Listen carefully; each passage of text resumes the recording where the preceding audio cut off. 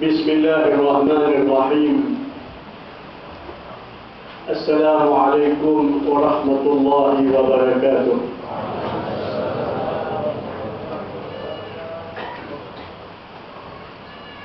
الحمد لله رب العالمين، والصلاة والسلام على أشرف الأنبياء والمرسلين سيدنا وحبيبنا وقرة أعيننا ومولانا محمد النبي الأمي وعلى آله وصحبه أجمعين. Bapak Al-Hajj Abu Bakar, Bapak Kiai Samsuddin, Bapak Ustaz Kiai Arif, Bapak Ustaz Kiai Idris, para asatidz yang saya hormati, ibu-ibu, bapak-bapak, muslimin, muslimat, wabil khusus anak-anakku yang tercinta, para santri tahfiz Al-Quran yang dimuliakan oleh Allah Subhanahu wa Ta'ala.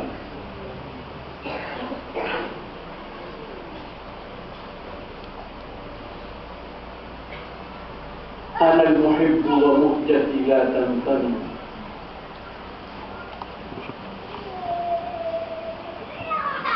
An hubbiha wa wujdiha wa qiyamiha bi Muhammadin. Qad lamani al-jahulu law dara ma'na al-qiyami bihi lakana musa'idi. Aku adalah orang yang mencintai Muhammad sallallahu alaihi wasallam, dan kerinduanku tidak pernah habis. Andai kata orang yang mengkritisiku tentang cintaku kepada Muhammad, andai kata dia tahu lakana musa'idi, maka dia adalah orang yang paling semangat untuk mendukungku di dalam mencintai Muhammad sallallahu alaihi wasallam. ماذا على من يشم تربة أحمد لو لم يشم مدى الدهر غواليا. Atau mana ini ucapan Sayyidatuna Fatimah Az-Zahra, putri Rasul sallallahu alaihi wasallam, di saat kewafatan ayahanda beliau. Mada ala man yashummu turbata Ahmada law lam yashum mada dahri ghawaliya. Tidak salah, tidak keliru orang yang pernah mencium tanah pusara Muhammad kalau dia tidak pernah tertarik sepanjang hidup, sepanjang zaman untuk mencium wangi-wangian apapun dalam kehidupan.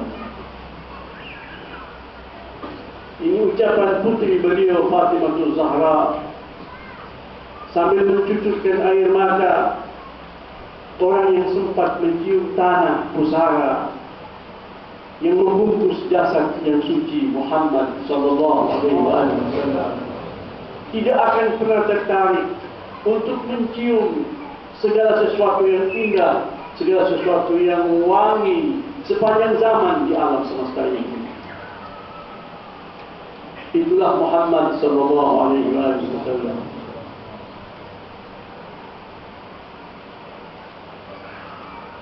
Allah Subhanahu wa Ta'ala di dalam Al-Quranul Karim memberikan peringatan, bahkan mengancam, dan memerintahkan Rasulnya untuk menyampaikan kepada umat manusia, kepada orang-orang yang beriman, untuk lebih mencintai Allah dan Rasulnya, dan segala sesuatu di jalan Allah di atas segala bentuk cinta. Cinta kepada kedua orang tua, cinta kepada nenek moyang, cinta kepada anak-anak dan keturunan, cinta kepada saudara, laki-laki ataupun perempuan, ataupun cinta kepada pasangan-pasangan kita, para suami ataupun para istri, cinta kepada para pengikut, para keluarga yang dibanggakan oleh para pemimpin, atau cinta kepada harta yang berada dalam pelukan kita, cinta kepada kekayaan yang kita miliki, ataupun cinta kepada proyek-proyek yang besar yang kita khawatir kita akan kehilangan, ataupun cinta kepada istana-istana, rumah-rumah mewah. Allah Subhanahu wa taala menyebut seluruh hal yang menjadi kebanggaan dan kecintaan umat manusia. Qul in kana aba'ukum, dan seterusnya. Itu Allah perintahkan Rasul untuk menyampaikannya kepada umat manusia, kepada orang-orang yang beriman. Qul in kana aba'ukum wa abna'ukum wa ikhwanukum wa azwajukum, dan seterusnya. Allah sebut satu persatu hal-hal yang menjadi kecintaan dan kegandrungan umat manusia. Andai kata itu semuanya jadi satu ataupun bagian-bagian daripada kekayaan dan kebesaran itu, lebih kamu cintai daripada Allah dan Rasulnya, dan jihad fi sabilillah fatarabbasu hatta ya'ti Allah bi amri.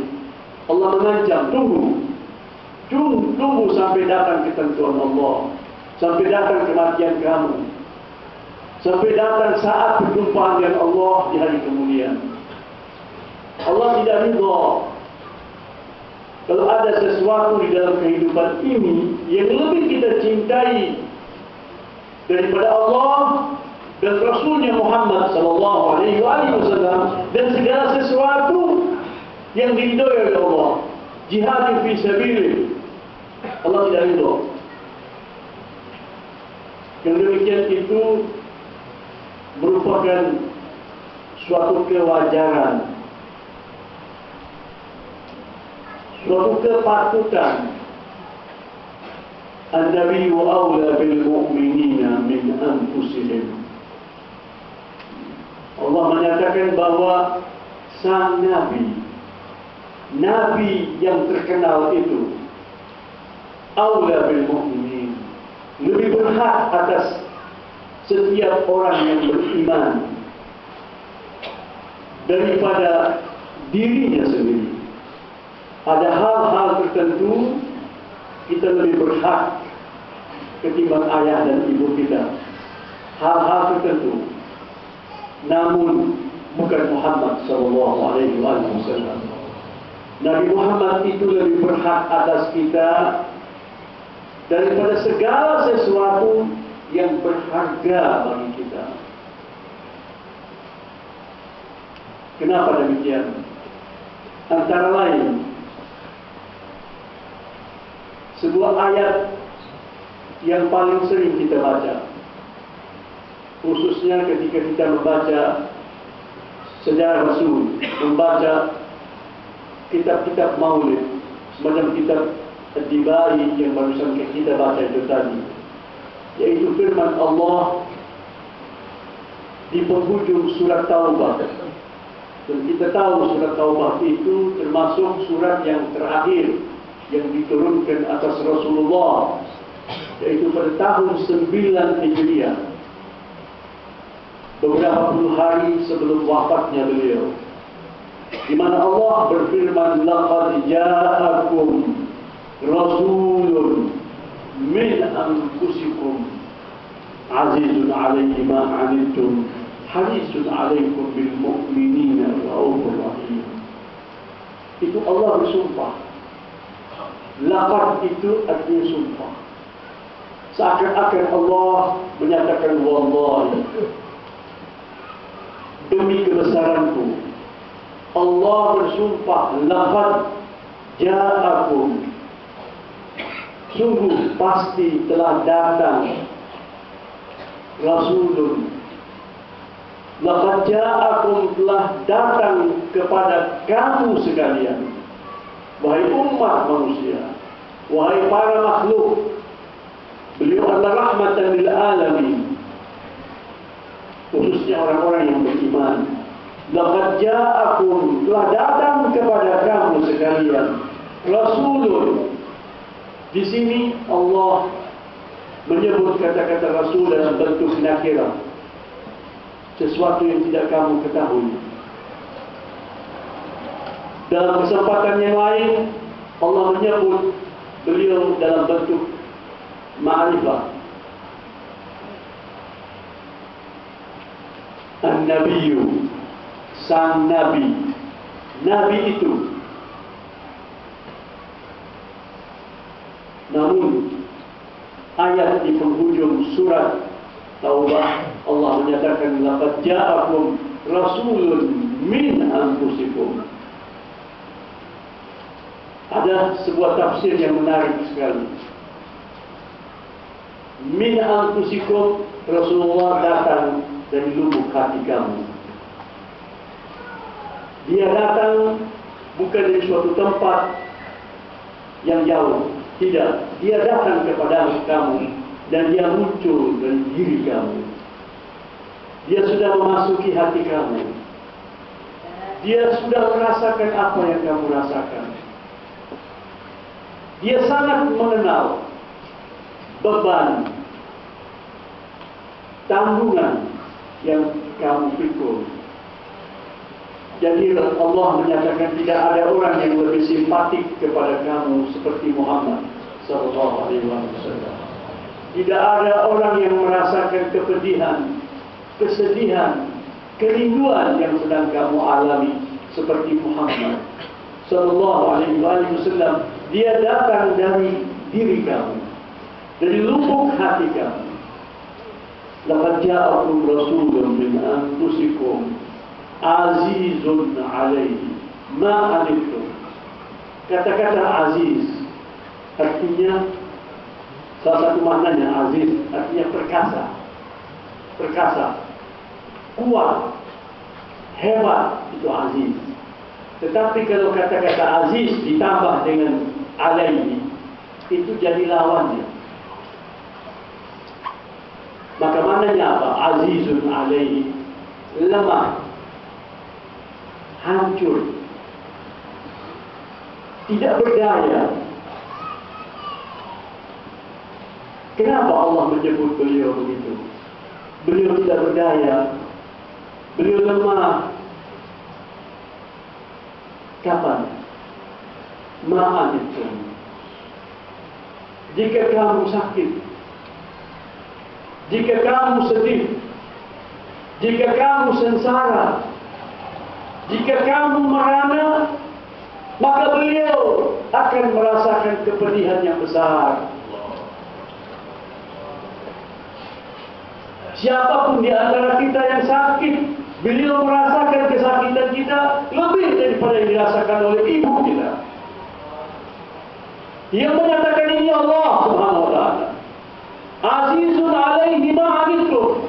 Rasulullah adalah sesosok pribadi yang kuat. Lebih kuat daripada Jibril alaihissalam. Jibril kalau turun kepadanya wahyu, dia pingsan. Pingsan. Dan malaikat-malaikat yang lain. Tapi Rasulullah SAW tidak pernah mengalami kepingsanan ketika turun kepada beliau wahyu. Beliau dimi'rajkan oleh Allah Subhanahu wa ta'ala, dan beliau memasuki sebuah kawasan yang Jibril tidak dibenarkan memasukinya, dan Jibril mengatakan kalau aku memasukinya aku terbakar. Tapi engkau wahai Rasul, jika engkau memasukinya engkau akan melewatinya. Pada saat itulah digambarkan kepada kita tentang kekuatan pribadi, kekuatan persiapan Muhammad sallallahu alaihi wasallam berkat inayah ilahiyah. Beliau kuat, beliau besar. Tetapi jika kamu sedih, jika kamu terluka, jika kamu terpukul, jika kamu terhina, beliau lumai, beliau lemah, beliau menangis, beliau tidak berdaya. Beliau merasakan apa yang kamu rasakan dalam bentuknya yang paling besar. Itu apa tandanya? Tanda cinta. Cinta itu membuat orang sedih. Cinta itu membuat orang merana. Tidak ada gambaran seperti itu yang Allah gambarkan kepada seseorang seperti yang Allah gambarkan pada Muhammad sallallahu alaihi wasallam. Orang yang paling mencintai kita, yang paling sedih ketika kita sedih, yang paling merasakan sakit ketika kita sakit, itu ibu kita, bapak kita.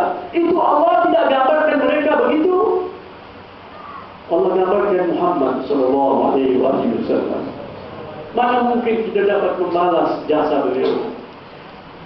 Mana bisa kita menghargai beliau dengan penghargaan yang tepat? Ini gambaran Allah, azizun alaihi ma anittum. Seakan-akan Allah mengingatkan kita, jangan kamu sakiti saudaramu. Jika kamu sakiti saudaramu yang pertama kali merasakan sakit, itu nabimu, Nabi Muhammad sallallahu alaihi wasallam. Oleh kerana itu, orang-orang soleh dari umat Muhammad sallallahu alaihi wasallam kalau berbuat salah, cepat-cepat dia berkata kepada Allah, jangan buka rahasia ini kepada Nabi. Ya Allah, jangan engkau sampaikan kepada Nabi saya berbuat hal-hal yang tidak baik, akan membuat beliau sangat sedih. Itu Muhammad sallallahu alaihi wasallam. Harisun alaikum. Beliau sangat bersemangat. Beliau sangat ambisius kalau kita sukses, kalau kita berhasil, kalau kita sehat, kalau kita jadi orang yang saleh. Beliau sangat semangat. Beliau ingin kita mencapai derajat yang tinggi. Oleh kerana itu beliau berpesan kepada kita untuk banyak berdoa kepada Allah agar kita ini menjadi satu dengan beliau dari kemuliaan. Wa idza sa'altumul jannata fas'alul firdaus al-a'la. Demikian pesan Rasulullah sallallahu alaihi wasallam. Jika kamu meminta surga, jangan lupa meminta firdaus al-a'la, firdaus yang tertinggi. Kenapa? Karena beliau berada di sana.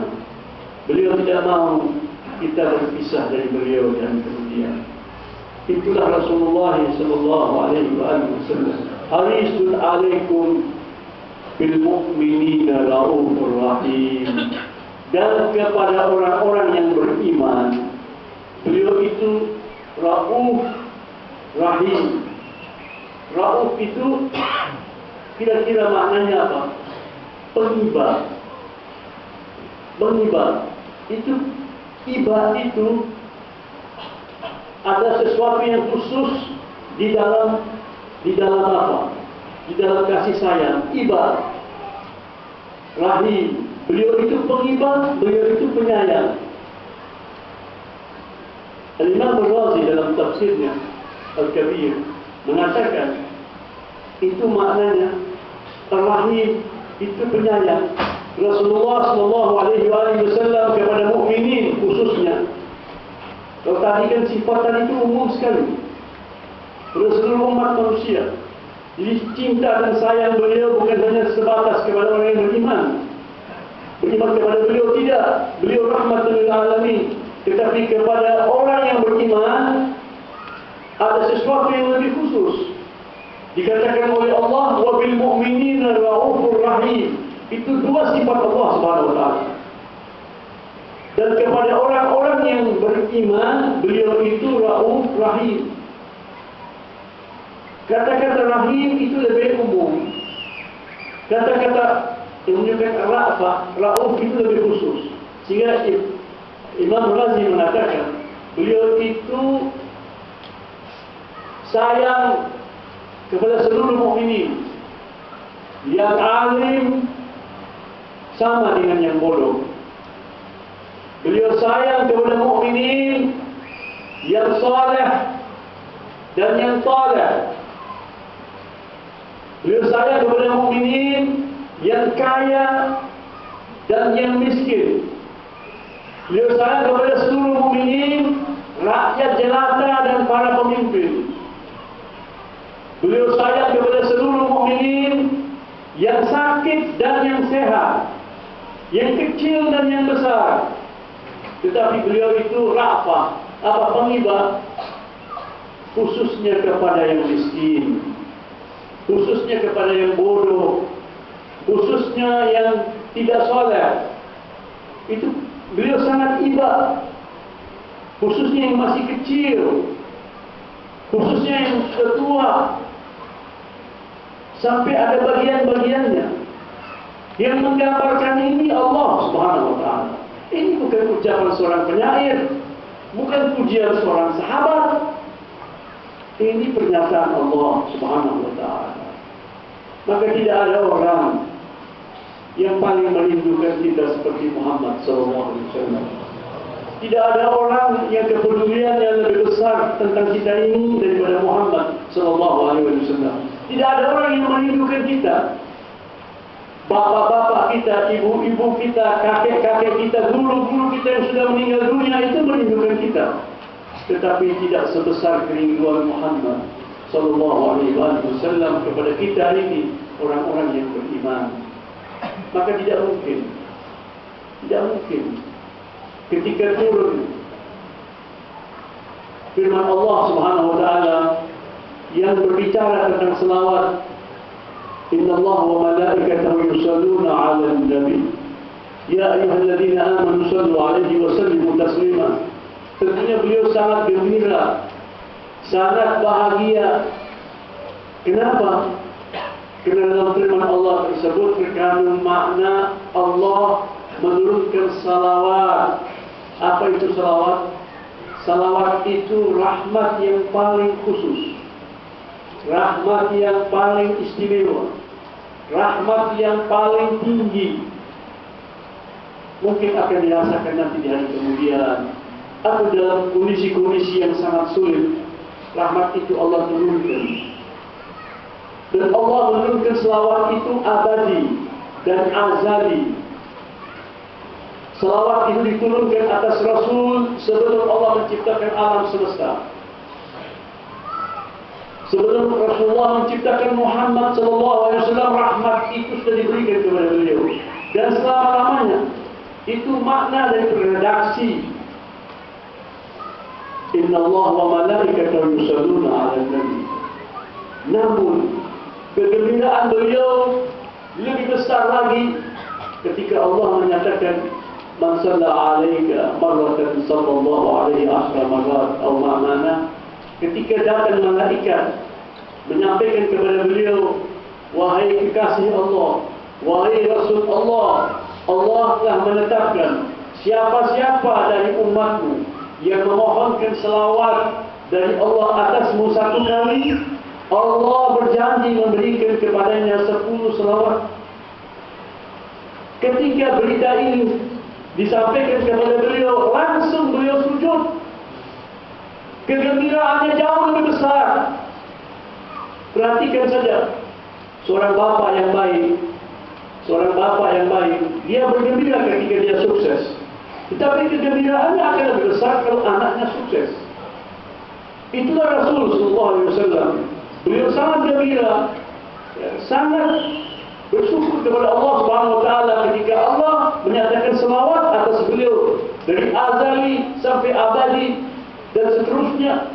Tetapi ketika beliau mendapat berita besar dari Allah bahwa Allah akan memberikan 10 salawat atas umat beliau, atas mukmin yang memohonkan salawat satu kali, itu beliau langsung sujud. Dalam sebuah riwayat itu informasi atau wahyu yang datang kepada beliau. Beliau sedang berjalan di jalan. Beliau langsung masuk ke salah satu kebun. Untuk apa? Untuk sujud yang lama. Kalau sujud di jalan bisa mengganggu orang. Beliau masuk ke kebun, beliau sujud dalam sujud yang lama sekali, memuji Allah, menyatakan syukur kepada Allah, karena umat beliau akan mendapatkan banyak selawat dari Allah Subhanahu wa Ta'ala. Salah seorang sahabat yang pada saat itu sedang mengikuti beliau, tapi dari jauh, beliau tidak mendekatkan diri karena menghormati kebebasan beliau. Mungkin beliau sedang zikir, tapi beliau tetap mengikuti Nabi Muhammad SAW. Sahabat itu adalah Abdurrahman ibn Auf radhiyallahu ta'ala anhu. Ketika beliau melihat Rasulullah masuk ke dalam salah satu kebun. Beliau ikut masuk. Di sana beliau menyaksikan Rasulullah sujud, dan sujudnya lama sekali, lama. Sampai-sampai Abdurrahman bin Auf takut kalau telah datang azan beliau di saat beliau sujud. Abdurrahman bin Auf mendekat kepada Nabi. Beliau tidak bangun untuk menggerakkan badan Nabi, tapi hati beliau penuh dengan kekhawatiran dan kegelisahan. Kalau Rasul telah dicabut nyawanya ketika saat disujud, namun Rasulullah merasa ada seseorang yang mendekati beliau. Biasa beliau, ketika beliau melakukan sholat sunat dan merasa ada orang yang menghampiri beliau, beliau percepat sholat beliau. Untuk apa? Untuk memenuhi hajat orang itu. Itulah Islam. Ketika beliau merasa ada seseorang yang mendekati beliau, sebab Abdurrahman bin Auf mendekat sampai sangat dekat. Dia perhatikan apakah Rasul masih bernafas atau tidak. Pada saat itulah Rasulullah merasa ada seseorang yang memerlukan beliau. Beliau bangun dari sujudnya dan bertanya kepada Abdurrahman bin Auf, apakah ada sesuatu yang bisa saya lakukan untuk Anda? Apakah Anda memerlukan bantuan aku? Abdurrahman bin Auf menjawab, tidak wahai Rasulullah. Aku khawatir, aku gelisah karena melihat Anda sujud dalam sujud yang sangat-sangat panjang. Beliau katakan kepada Abdurrahman bin Auf, wahai Abdurrahman, tadi aku dalam perjalananku didatangi oleh seorang malaikat yang tidak pernah diturunkan oleh Allah kecuali saat itu saja, menyampaikan kepadaku suatu berita yang sangat menggembirakan hatiku, menyampaikan kepadaku wahyu yang sangat membuat aku bahagia sekali, yaitu Allah Subhanahu wa Ta'ala menjanjikan salawat, rahmat yang khusus atas setiap orang yang mengucapkan salawat, yang memohonkan salawat satu kali diganti oleh Allah, dibayar oleh Allah dengan 10 salawat. Kalau 10 kali jadi 100 kali dan seterusnya. Maka aku langsung masuk ke tempat ini untuk menyatakan syukur kepada Allah dalam bersujud yang panjang. Itulah Rasulullah SAW. Ibu-ibu, bapak-bapak, muslimin, muslimat, rahimahumullah, pernah di suatu saat di penghujung hidup beliau datang rombongan dari Taif untuk menyatakan iman kepada Rasul Sallallahu Alaihi Wasallam. Salah seorang di antara mereka, salah seorang dari rombongan itu sedih melihat keadaan Nabi, karena hidup beliau itu sangat sederhana, sangat sederhana. Beliau tidur di atas tikar, dan kadang-kadang ada bekas-bekas di badan beliau, bekas-bekas tikar. Pada saat itu orang itu meneteskan air mata dan berkata kepada Rasulullah, wahai Nabi Allah, Kaisar Romawi, Kisra Persia tidur di istana-istana yang megah, berbaring di atas tempat tidur yang empuk. Engkau lebih berhak untuk mendapatkan itu. Engkau Rasul Allah. Andai kata engkau mau meminta kepada Allah kerajaan yang megah, kerajaan yang besar, seperti yang Allah berikan kepada Sulaiman, pasti Allah mengabulkan permintaanmu. Tidak kuat hatiku ini ya Rasulullah. Tidak tega aku melihat kamu hidup di dalam kesederhanaan seperti ini. Rasulullah SAW ketika mendengar pernyataan orang itu, ketawa beliau. Mali wali dunia, apa hubungannya aku dengan dunia? Rasul mengatakan sebagaimana yang dikatakan oleh orang itu, andai kata dia meminta kepada Allah Dia mendapatkan sesuatu yang lebih megah, lebih penuh nikmat ketimbang raja-raja yang berkuasa pada saat itu. Tetapi bukan itu tujuan beliau. Tujuan beliau adalah menunjukkan simpatik yang dalam kepada umat manusia yang mengalami kesengsaraan.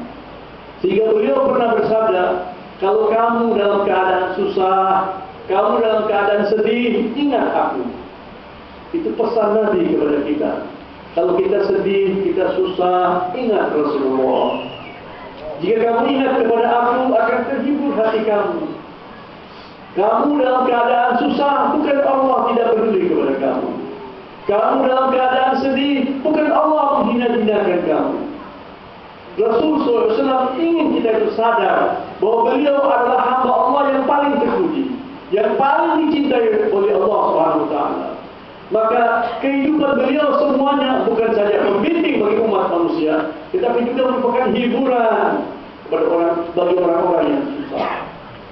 Itulah yang dikatakan oleh Nabi kita kepada sahabatnya itu. Kemudian beliau katakan kepada rombongan itu, saudara kamu ini nanti di hari kemudian diberikan oleh Allah kerajaan yang jauh lebih besar daripada kerajaan Sulaiman. Itu merupakan apa? Jaminan dari Rasul bahwa orang itu bakal masuk surga. Kalau bisa kita ambil kesimpulan, cintanya. Dia tidak tega melihat Rasul hidupnya susah, maka Allah Subhanahu wa taala menjadikan orang itu kehidupan yang megah, kehidupan yang istimewa.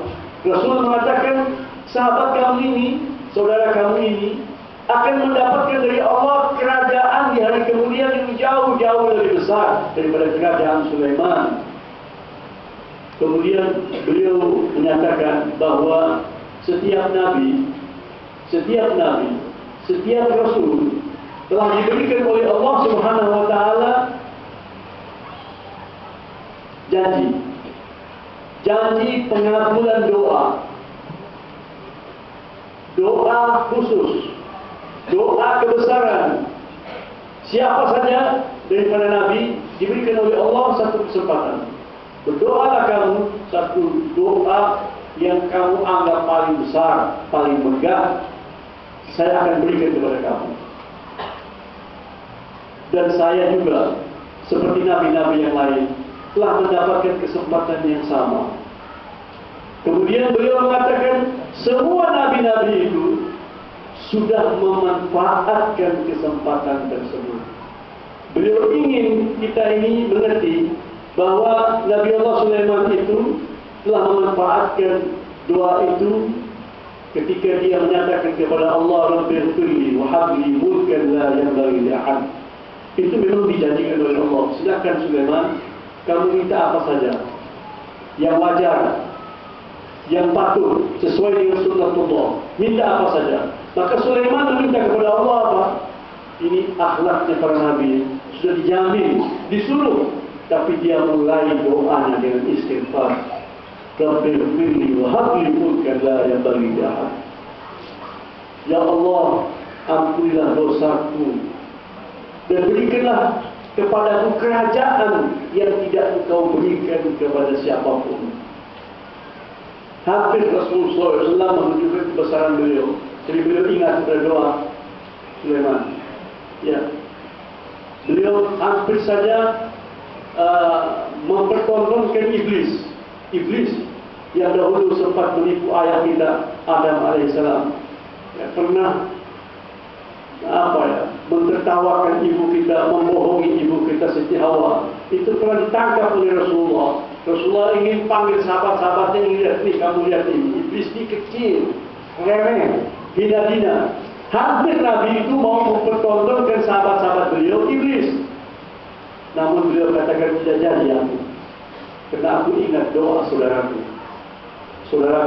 Sulaiman dan akhlaknya Nabi Muhammad SAW. Beliau mengatakan bahwa semua nabi-nabi itu, semua rasul-rasul itu telah memanfaatkan kesempatan yang Allah berikan, kecuali aku.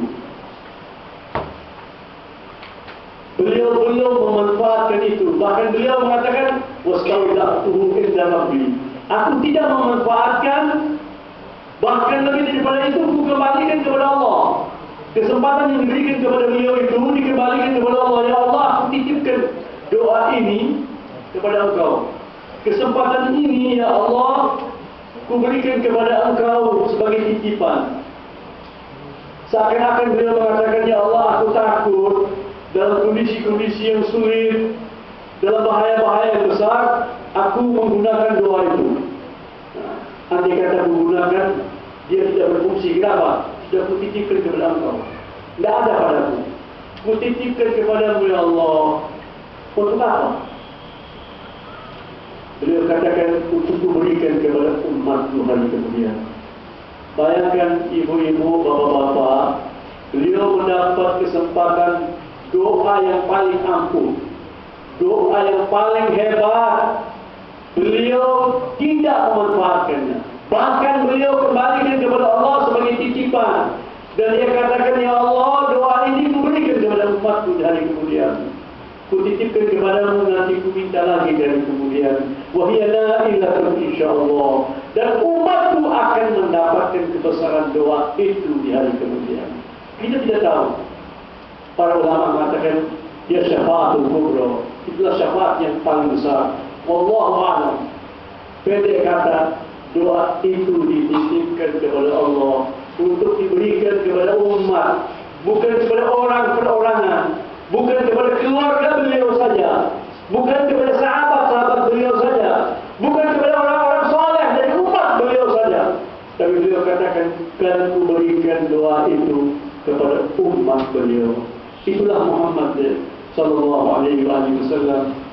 Maka sepatutnya lah kita banyak berbicara tentang Muhammad sallallahu alaihi wasallam untuk meningkatkan cinta kita.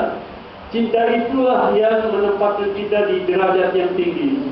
Kita akan bersama Rasulullah sallallahu alaihi wasallam bukan dengan salat kita yang banyak, ya, bukan dengan sedekah kita yang banyak, bukan dengan perjuangan kita yang banyak, bukan dengan pengorbanan kita yang banyak, tetapi dengan cinta kita kepada Rasul sallallahu alaihi wasallam. Tentunya cinta itu akan membuahkan hasil yang baik. Karena cinta kepada beliau, kita akan bersabar dalam hidup ini, mengurusi sesama para asatir, ustaz-ustaz yang sabar dalam mendidik santri-santri ini. Dasarnya adalah cinta kepada Allah dan Rasulnya. Kita sabar di dalam menghadapi ujian kehidupan, karena kita ingin menggembirakan hati Muhammad sallallahu alaihi wasallam. Dan itu cinta. Beliaulah yang menjadikan kita anta ma'aman ahbabta. Engkau bersama orang yang engkau cintai. Dan yang kita cintai adalah Muhammad sallallahu alaihi wasallam. Cinta kepada Muhammad inilah yang membuat kaum muslimin menjadi kuat. Kuat di dalam menghadapi ancaman-ancaman dunia. Terjadi suatu peristiwa sejarah ketika bangsa Tatar, bangsa Mongolia, sejumlah lebih dari 1 juta penunggang kuda, para kesatria, para pemberani yang bergerak dari Asia menuju ke Timur Tengah. Mereka berhasil menghancurkan kerajaan Islam di Baghdad, Irak porak-poranda. Kemudian mereka melanjutkan penyerbuan mereka ke bagian barat. Mereka menguasai negeri kaum muslimin di wilayah Syam. Semuanya dikalahkan oleh bangsa Mongolia. Kaum muslimin pada saat itu sibuk dengan kekayaan duniawi. Mereka muncul sebagai umat yang besar, yang kaya raya. Mereka sibuk dengan kekayaan duniawi. Datanglah kekuatan barbar, kekuatan yang melanda negeri kaum muslimin dan memporak-porandakan negeri kaum muslimin. Itu seluruh negeri Syam yang sekarang kita kenal sekarang dengan Lebanon, Yordania, Palestina, Syria, semua sudah dikuasai oleh barbar. Itu dari Irak. Kemudian mereka akan menuju ke Mesir. Dan Mesir pada saat itu dalam keadaan yang paling lemah, miskin, tidak berdaya. Tetapi tidak ada jalan lain kecuali mereka menghadapi orang-orang Mongolia. Raja Mesir pada saat itu namanya Qutuz. Qutuz bergerak dari Kairo menuju ke Sinai. Mereka mempelajari sirah Rasulullah ketika menghadapi bahaya. Beliau tidak pernah menunggu kedatangan musuh di kampung halaman beliau. Tidak. Beliau kalau sudah yakin bahwa ada kekuatan yang akan menyerang, beliau akan keluar dari kampung halaman untuk menyambut musuh. Itulah yang dilakukan oleh pasukan Al-Mamalik di Mesir, di bawah pimpinan raja namanya Qutuz. Itu mereka bergerak. Ketemulah dua pasukan itu di Ain Jalur, di dekat Palestina. Kekuatan tidak berimbang. Ini pasukan jumlahnya 1 juta. Berkuda. Pasukan kaum muslimin itu mungkin 100.000, kurang dari 200.000. Persiapan yang tidak komplit, dipenuhi rasa takut. Maka ketika terjadi peperangan, dengan mudah pasukan Babylon, pasukan barbar, pasukan Mongolia mengalahkan kaum muslimin. Mereka kalah. Banyak yang terluka, banyak yang mati. Maka pada saat itu Qutuz, raja, itu naik di atas bukit dan beliau berteriak. Beliau menangis. Apa yang beliau ucapkan? Wa Muhammadah, wa Muhammadah, aduhai Muhammadku. Yang beliau ingat itu Rasulullah. Tentu Allah yang beliau ingat. Beliau kehilangan kerajaan, kehilangan pasukan, banyak yang tewas, banyak yang luka, tidak berdaya, dan beliau akan ditangkap, ditawan sebagai hamba saya. Bukan itu yang membuat beliau sedih. Yang membuat beliau sedih itu perasaan Nabi Muhammad SAW. Umatnya porak-poranda, semuanya sudah kalah semuanya. Dia naik di atas bukit, dia teriak. Dia mengatakan, wa Muhammadah, wa Muhammadah, aduhai Muhammad, ditawan sebagai hamba saya. Bukan itu yang membuat beliau sedih. Yang membuat beliau sedih itu perasaan Nabi Muhammad SAW. Umatnya porak-poranda, semuanya sudah kalah semuanya. Dia naik di atas bukit, dia teriak. Dia mengatakan, wa Muhammadah, wa Muhammadah, aduhai Muhammadku. Betapa kasihannya aku ini kepada kamu. Betapa sedihnya hati kamu. Beliau menangis, beliau teriak. Itu menggerakkan hati orang-orang yang luka, yang tidak berdaya. Itu semuanya bangun. Semua mengatakan, wa Muhammadah, ya Allah, jangan buat Muhammad itu sedih. Melihat kami keadaannya begini, mereka lawan musuh mereka kembali, dan mereka bisa menaklukkan musuh mereka. Inilah namanya mukjizat daripada Allah Subhanahu Wa Taala atas dasar cinta kepada Rasulullah SAW. Mudah-mudahan kita bisa mengambil pelajaran dari firman Allah, dari sabda Rasulullah SAW, bahkan dari riwayat hidup para pendahulu kita. Rabbana taqabbal minna innaka antas samiul alim wa tub alaina innaka antat tawwabur rahim. Wa sallallahu ala sayyidina Muhammadin wa ala alihi wa sahbihi wasallam. Alhamdulillahirabbil alamin. Kurang lebihnya saya minta maaf. Wassalamualaikum